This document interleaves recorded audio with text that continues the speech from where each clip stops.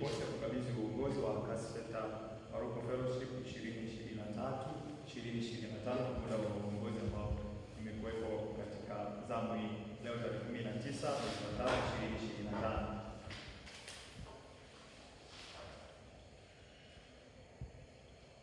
Mkurugenzi wa Tume ya Uchaguzi, mchungaji mlezi, viongozi mbalimbali wa matawi, wageni waalikwa na wanakasfeta wote, itoshe kusema itifaki imezingatiwa na wasalimu kupitia jina la Mwokozi wetu wa ulimwengu Yesu Kristo wa Nazareti aliye hai.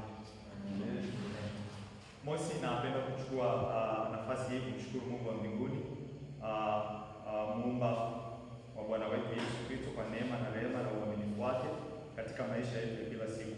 Moyo wa shukrani na unyenyekevu, naomba nisome ripoti hii rasmi ya kukabidhi zamu yangu ya uongozi kwa uongozi wa Kasfeta ambao umechaguliwa kwa mwaka 2025-2026. Ripoti hii itakuwa na sehemu kuu 6 kama ifuatavyo. Sehemu ya kwanza itakuwa ni utangulizi, sehemu ya pili itakuwa ni mafanikio, sehemu ya tatu ni changamoto, sehemu ya 4 mapendekezo na ushauri, na sehemu ya 5 itakuwa ni shukrani, na sehemu ya 6 na mwisho itakuwa ni hitimisho. Naomba nianze na utangulizi ambao umebeba mambo mawili muhimu. Jambo la kwanza umebeba historia ya fellowship yetu, lakini jambo la pili muundo wa uongozi wa CMF. Utangulizi, sehemu ya kwanza. Ndugu wapendwa katika Kristo Yesu, leo ninasimama mbele yenu kama kiongozi, mtumishi wa Mungu ambaye ninakabidhi dhamana yangu, ambaye nilikabidhiwa dhamana yangu ya kuiongoza kundi hili kwa muda. Leo ninaposimama mbele yenu tena, nimefika tamati ya dhamana ya jukumu langu la kuiongoza fellowship hii. Ni kama ilivyoandikwa katika Biblia, kitabu kile cha Mhubiri sura ya 3 mstari wa kwanza, kila kitu kina majira yake na wakati kwa kila kusudi chini ya mbingu. Majira ya uongozi wangu yamefika mwisho, na sasa ni wakati wa kupokezana kijiti na watumishi wengine, ili kazi ya Mungu iendelee kusonga mbele chini ya watumishi wa Mungu ambao Mungu amewaamini katika majira haya. Jambo la kwanza katika utangulizi wangu, kama ambavyo nimetangulia kusema, ni historia fupi ya tawi letu la Kasfeta Maruko. Na kwa kwanza naomba niwachukue na niwarudishe miaka mitatu nyuma katika namna ya kuwakilisha kwenye historia fupi ya Kasfeta Maruko Fellowship.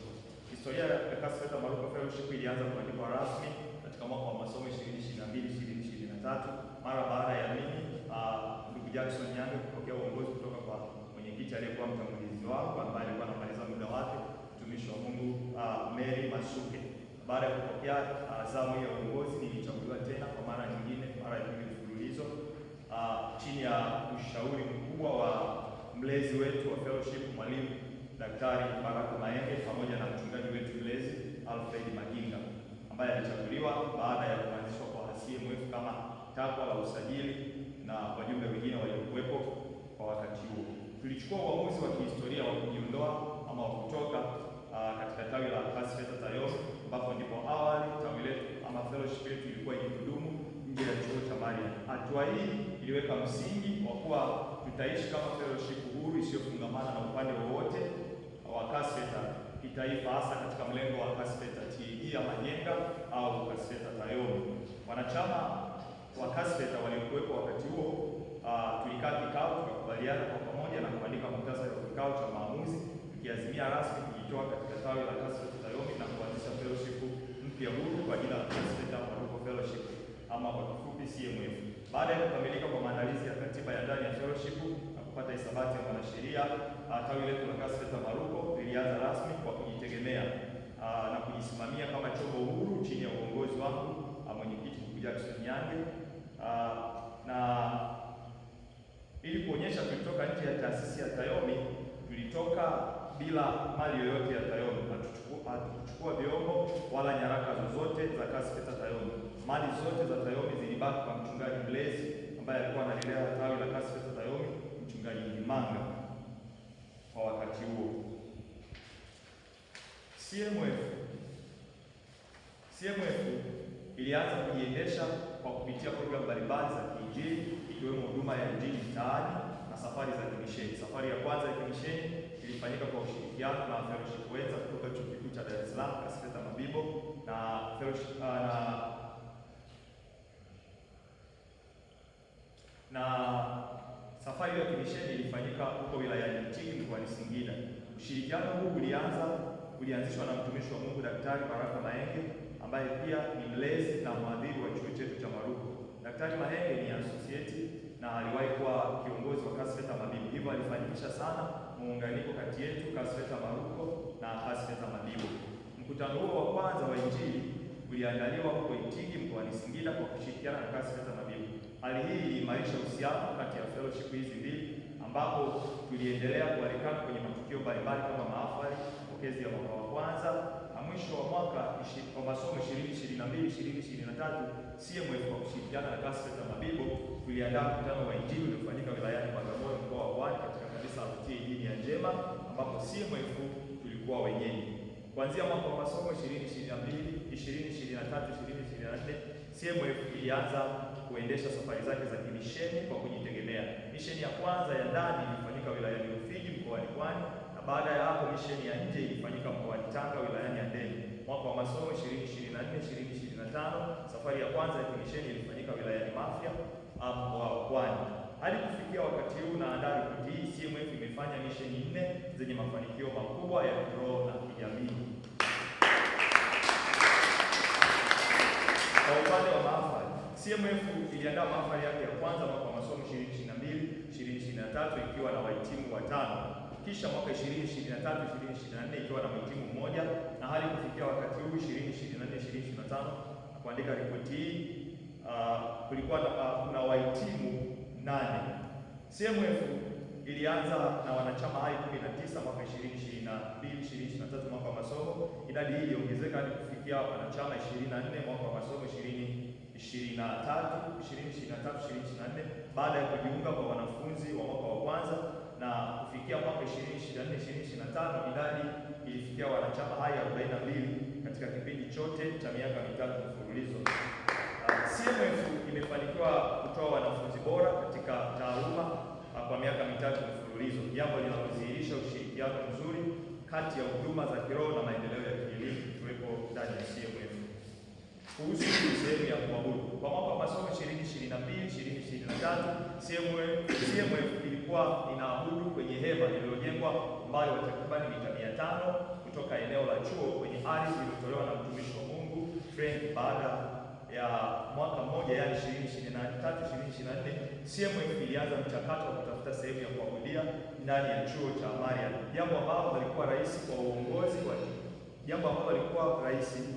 kwani uongozi wa chuo haukuwa tayari kuruhusu ibada kufanyika kwenye majengo ya chuo. Uongozi wa CMF uliandika barua nyingi, kufanya vikao mbalimbali na viongozi wa kitaaluma, lakini viongozi wa kiroho chuoni, lakini juhudi hizo hazikuzaa matunda. Hatimaye nikiwa mwenyekiti kwa neema ya Mungu nilitangaza rasmi mpango wa kuanza kuomba katika uwanja wa chuo kuanzia saa 4 hadi saa 5 usiku baada ya wanafunzi kumaliza kujisomea. Lengo kuu likiwa ni kuomba Mungu afungue mlango wa mahali pa kuabudia pa kudumu tunapokuwa ndani ya chuo. Kwa neema ya Mungu, kupitia msaada wa viongozi wengine wa CMF, nilifungua kesi mahakamani kuhusu swala hilo, na Mungu aliingilia kati kwa njia ya ajabu, na mapema mwezi Januari mwaka 2023-2024 uongozi wa chuo ulitoa nafasi ya sehemu ya kuabudia ndani ya chuo. Baraka hii haikuishia tu CMF peke yake, bali ilienea kwa jumuiya zote za kidini chuoni. Hili lilikuwa ni jambo la ushuhuda mkubwa wa utukufu wa Mungu na wema wake kwetu sote. Hii ndio historia fupi tangu kuanzishwa kwa CMF. Majina ya waanzilishi wanachama yanapatikana katika katiba mama ya CMF ya mwaka 2023. Mimi Jackson Nyange nilikuwa mwenyekiti na katibu wangu Samuel Mapamba, ambao kwa neema ya Mungu na kwa utukufu wake tumekuwa viongozi waandamizi wa Kasfeta Maruko Fellowship kwa muda wa miaka 3 mfululizo tangu mwaka 2023 hadi leo mwaka 2025 katika namna ya mwaka wa masomo, kwa kushirikiana kwa karibu na viongozi wengine wa kamati tendaji akiwemo Diana Mwile, Ana Mangula, Dismas Shengoma, Mariam Gomba, Joan Nabati. Shukrani nyingi ziwaendee viongozi wote wa CMF waliokwisha kumaliza muda wao 2023-2024, lakini pia viongozi wote wa CMF 2024-2025 kwa kazi nzuri ya kujitoa kwa dhati katika kuendeleza huduma hii ya kipekee ya CMF. Jambo la pili, katika eneo la utangulizi, muundo wa uongozi. Uongozi wa Kasfeta unaongozwa kwa mujibu wa katiba ya Kasfeta, na uongozi huu umegawanyika katika sehemu kuu 3 kama ifuatavyo. Sehemu ya kwanza ni kamati kuu. Hiki ndio chombo cha juu cha uamuzi na usimamizi wa mambo yote yanayotendeka zinazotendeka katika CMF. Kamati inaundwa na mwenyekiti, kama mwenyekiti, katibu, katibu msaidizi, mwadhini na mwadhini msaidizi. Namba 2, kamati tendaji.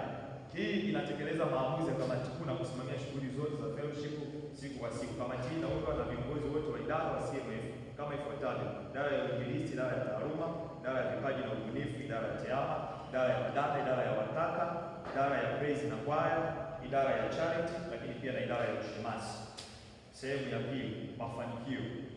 Kwa neema ya Mungu, kipindi cha uongozi wa CMF 2022-2025 katika namna ya mwaka wa masomo tumejawa na shuhuda nyingi na utukufu mwingi wa Mungu. Miongoni mwa mambo ambayo tumeyafanya ni kama ifuatavyo: moja, kuimarisha nidhamu kwa njia ya maombi ya pamoja na mafundisho ya neno la Mungu. Namba 2, kuanzisha idara ya taaluma ndani ya CMF ili kusaidia wanachama katika namna ya kitaaluma hasa kwa ushauri. Namba 3, kufanya misheni za kimkakati katika wilaya mbalimbali ndani na nje ya mkoa wa Pwani. 4, kununua spika ya kuchaji kwa ajili ya kuboresha huduma za injili mtaani. 5, kukuza viwango vya kiroho vya wana-CMF kupitia maombi ya kufunga, mafundisho, mentoring ya kiroho kutoka kwa viongozi wa ndani na wa nje. 6, kuanzisha huduma ya ushuhudiaji kila Jumapili. 7, kuboresha mahusiano na fellowship nyingine ndani na nje ya nchi.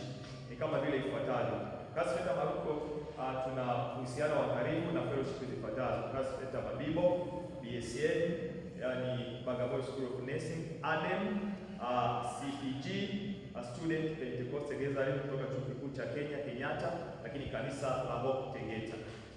Namba 3, changamoto katika uongozi wa CMF 2022-2025 katika namna ya mwaka wa masomo.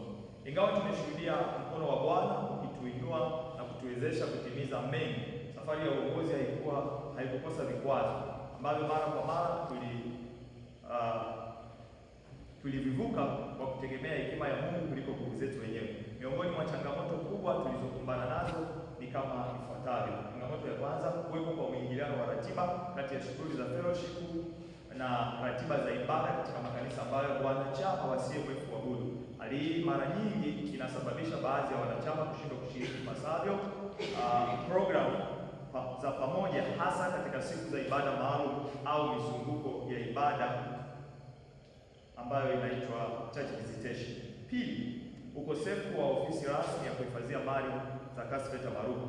Hii ilikuwa ni changamoto ambayo kimsingi ilihitaji suluhisho la haraka kutokana na kutokuwa na mahali salama pa kutunzia vifaa kama vile spika, nyaraka na mali nyingine. Naleta usumbufu mkubwa wa kuweka mali pamoja, lakini na nyaraka nyingine ili kuweza kurisisha kizazi. Changamoto nyingine ya msingi wakati wa uongozi huu ilikuwa ni upatikanaji wa walezi wa kiroho kwa uthabiti. Katika kipindi kirefu, mwalimu mlezi na mchungaji mlezi walijikuta wakisafiri mara kwa mara, jambo ambalo linasababisha kuwepo kwa pengo la kiushauri na ufuatiliaji wa karibu kwa baadhi ya masuala yanayohitaji uangalizi wa walezi hao wa kiroho. Aidha, tulikumbana na changamoto ya baadhi ya wanachama kutokuwa na moyo wa kushiriki safari za kimisheni, hasa baada ya kumaliza mitihani ya mwisho ya muhula. Wanachama wengi waliona muda huo kuwa ni wa mapumziko wa kurejea makwao nyumbani, hivyo kuwafanya washindwe kujitolea kwa ajili ya huduma ya kimisheni ambayo ni moyo wa injili wa CMF.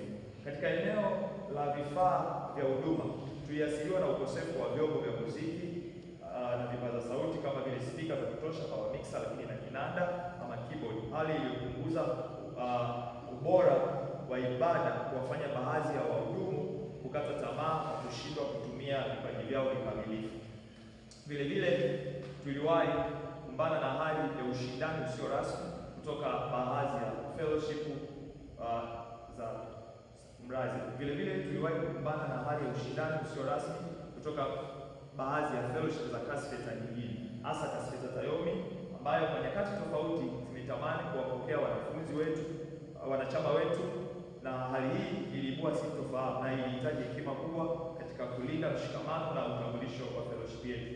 Mwisho lakini si kwa umuhimu, uchache wa vyanzo vya mapato kutokana na idadi ndogo ya wanachama iliathiri moja kwa moja bajeti ya utekelezaji wa shughuli mbalimbali za fellowship.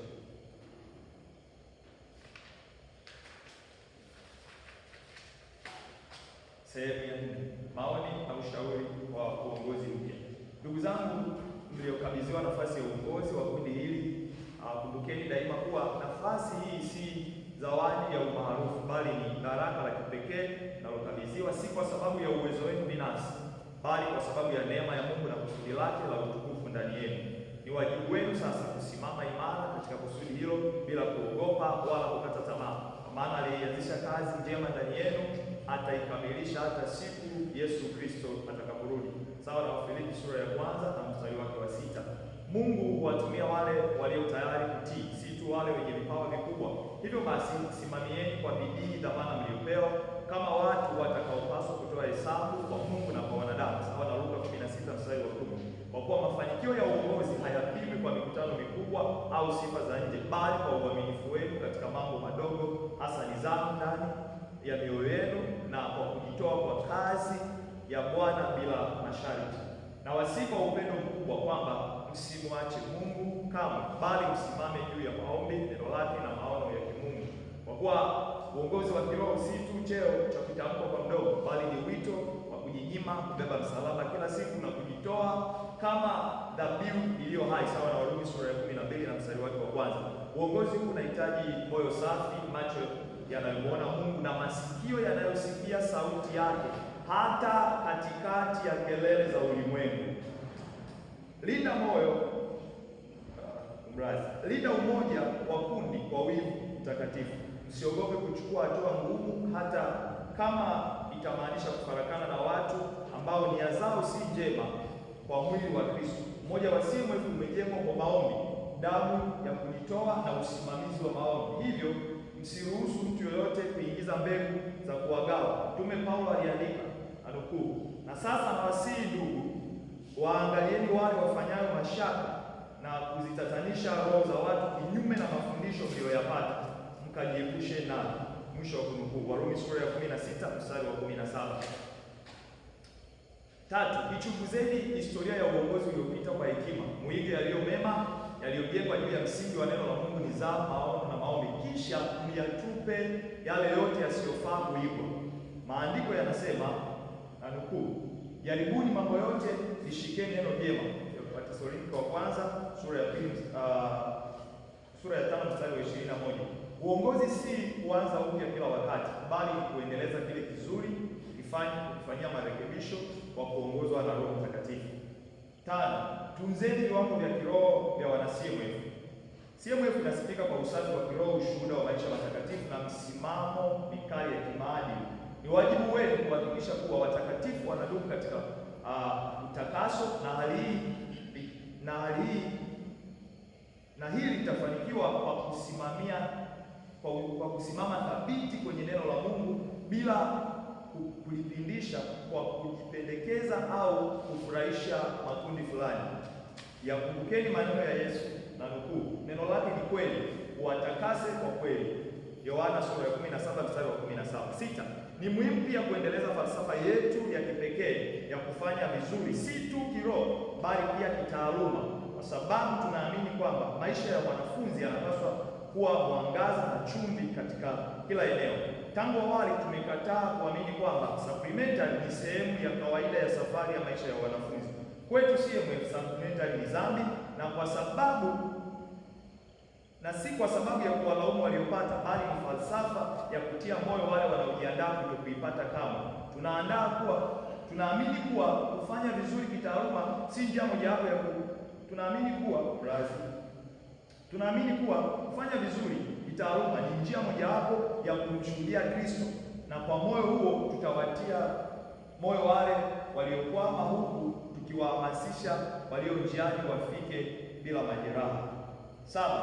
Kwa kuendeleza mkakati huu, tumeanzisha maktaba ya CMF kwa ajili ya kutunza nyaraka na taarifa mbalimbali za kitaaluma, na tunatoa wito kwa uongozi mpya kuhakikisha kuwa hatua inayofuata ni kupata chumba rasmi cha ofisi ya CMF ambacho kitahifadhi kumbukumbu za vizazi vyote, mali za kasfeta kwa usalama, na pia kuwa na sehemu salama ya kufanyia vikao katika namna ya usiri.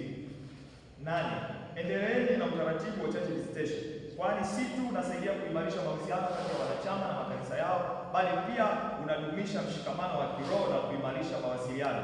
Katika kila visitation hakikisheni mnawatambua wazi wanachama wa CMF wanaosali kwenye makanisa husika na kuwajumuisha kwenye maombi na mawasiliano moja kwa moja na wachungaji wao. 9. Mapokezi ya mwaka wa kwanza ni jambo nyeti. Kamati husika inapaswa kuanza maandalizi mapema mara baada ya misheni kukamilika. Sare za CMF zinapaswa pia kuandaliwa mapema ili pindi wanapowasili wanafunzi wapya waweze kupewa bila kusubiri hadi kipindi cha orientation kiishe. Hii ni kujenga utambulisho na mshikamano wa haraka kwa wanachama wapya. 10. Mwisho, kwa uzito mkubwa, sisi viongozi tunaomaliza muda wetu tunakaa pembeni kwa muda bila kushiriki vikao vya kamati kuu ili kuwapa nafasi viongozi wapya kupanga safu yao kwa uhuru na maono yao wenyewe. Mara baada ya mfumo wao kuimarika, wale wanaotajwa na katiba kuwa sehemu ya kamati kuu watarudi rasmi kuendelea kushiriki vikao kwa mujibu wa nafasi zao. Tunawaombea kila la heri, tukiamini mbele za Mungu aliye hai kuwa utatenda sawa sawa na mapenzi yake. Kumbukeni kuwa na nukuu, mtumishi aliye mwaminifu na mwenye hekima ndiye atakayekabidhiwa zaidi, sawa na kitabu cha Mathayo sura ya 24 mstari wa 45 mpaka 47, mwisho wa kunukuu. 5. Hitimisho. Ninaondoka kwenye nafasi hii nikiwa na amani moyoni. Kipindi chote cha uongozi wangu ndani ya Kasri na Maruko